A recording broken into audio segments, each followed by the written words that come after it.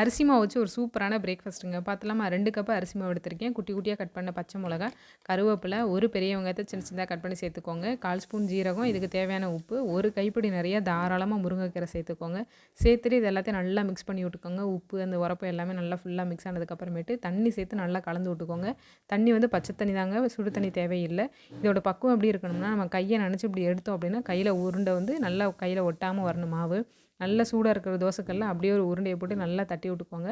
பக்கத்துலேயே தண்ணி வச்சுக்கோங்க. தண்ணி லைட்டா நனச்சிட்டு, அப்படியே நம்ம ரொட்டிலாம் லைட்டா நனச்சு விட்டீங்க அப்படின்னா, சூப்பரா ரெடி ஆயிரும். சுத்தியும் கொஞ்சமா மட்டும் எண்ணெய் தடவிக்கோங்க. தடவிட்டு இங்கிட்டு ஒரு பரட்டு, அங்கிட்டு ஒரு பரட்டுன்னு போட்டு எடுத்தீங்கன்னா, நல்லா மொறு மொறுன்னு ஒரு சூப்பரான ஹெல்தியான பிரேக்ஃபாஸ்ட் ரெடியாயிருங்க.